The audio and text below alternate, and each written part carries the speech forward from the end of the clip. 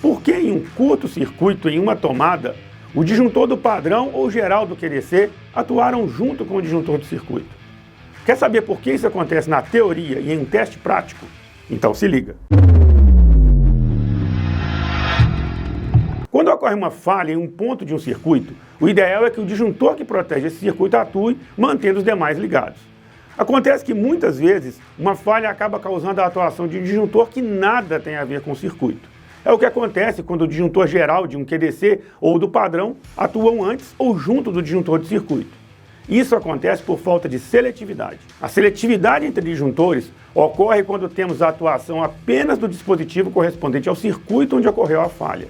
A seletividade tem grande eficiência na indústria.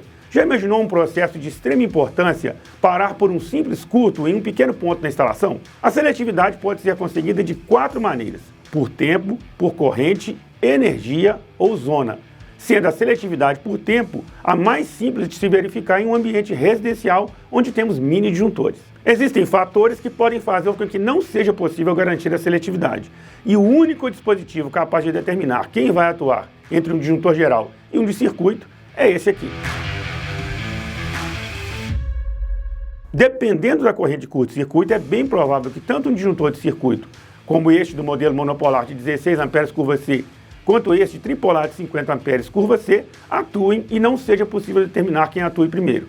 Pode ser até que os dois atuem juntos. Se analisarmos as curvas de mini disjuntores, fica evidente esse fenômeno. Vamos imaginar uma corrente de curto-circuito da ordem de 1000 amperes. Esse valor corresponde a 63 vezes a corrente nominal para o disjuntor de 16 amperes e 20 vezes a corrente nominal para um disjuntor de 50 amperes. Pelas curvas dos disjuntores nos eixos dos valores de corrente, podemos notar que 63 vezes a corrente nominal, que corresponde ao disjuntor de 16 amperes, ultrapassa o gráfico que tem valor máximo em 30 vezes. Para 20 vezes a corrente nominal, que seria o disjuntor de 50 amperes, também estamos em uma faixa de atuação instantânea. Se analisarmos um curva B, também extrapolamos o valor máximo do gráfico e com isso não é possível garantir a seletividade.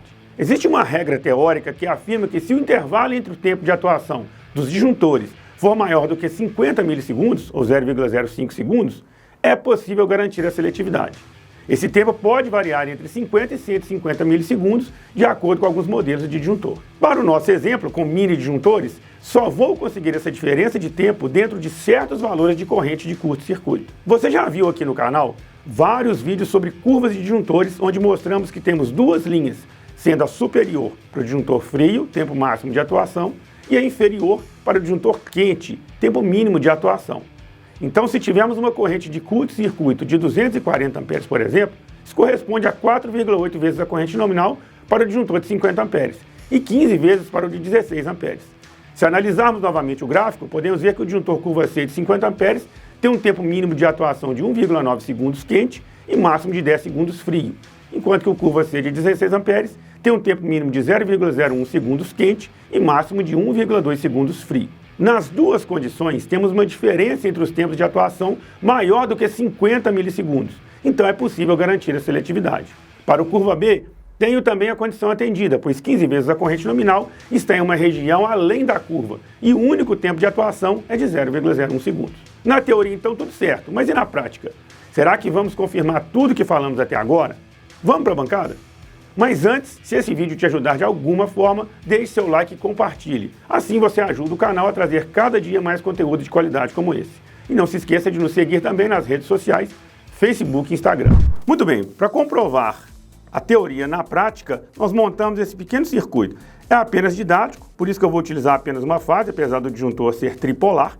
Então a fase passou pelo disjuntor, é um curva C de 50, e aqui eu tenho um curva C de 16 e um B de 16. Esses disjuntores estão simulando o meu circuito. Aqui o disjuntor geral, aqui eu tenho o neutro, onde eu vou causar o meu curto-circuito. Então, primeiro, o que eu vou fazer? Vou tocar esse cabo que está no disjuntor C de 16, aqui no barramento de neutro, e nós vamos ver o que vai acontecer. Se vai atuar apenas o disjuntor do circuito ou se vai atuar também o disjuntor que seria o geral do QDC. A corrente de curto-circuito aqui é da ordem de 1000 amperes. Esse procedimento não deve ser repetido, a gente está fazendo um ambiente controlado, estou utilizando todos os dispositivos de proteção, além da luva, também estou utilizando óculos. Então vamos lá, vou ligar primeiro o disjuntor geral do circuito, vou ligar o disjuntor curva C e nós vamos causar o curto-circuito nesse ponto aqui. Em 3, 2, 1, atuaram os dois disjuntores, assim como nós falamos na teoria. Atuou o disjuntor curva C de 50 amperes e o disjuntor curva C de 16, porque eu tenho uma corrente de curto-circuito muito alta. Sendo assim, eu não tenho como garantir a seletividade. Aconteceria a mesma coisa com o disjuntor curva B. Vamos ver na prática? Agora eu vou pegar o ponto do circuito do meu disjuntor curva B, vou fazer o mesmo procedimento. Em 3, 2, 1. Vejam o que aconteceu agora.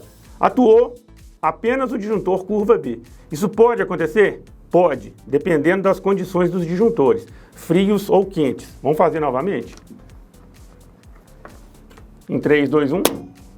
Agora já atuou os dois. Então eu posso ter a atuação de apenas um, como posso ter a atuação dos dois disjuntores.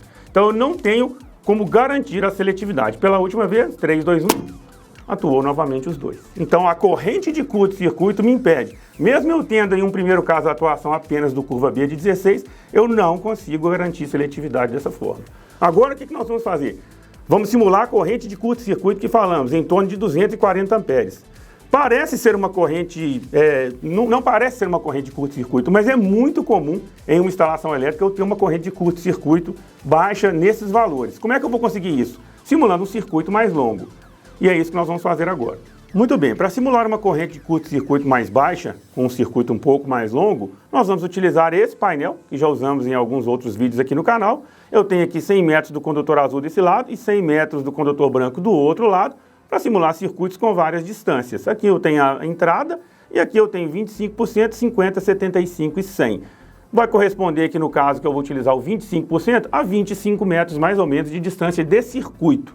Então o que eu fiz? Entrei com o neutro aqui, peguei os dois pontos que saem do disjuntor, utilizei esse conector vago para simular aqui a entrada.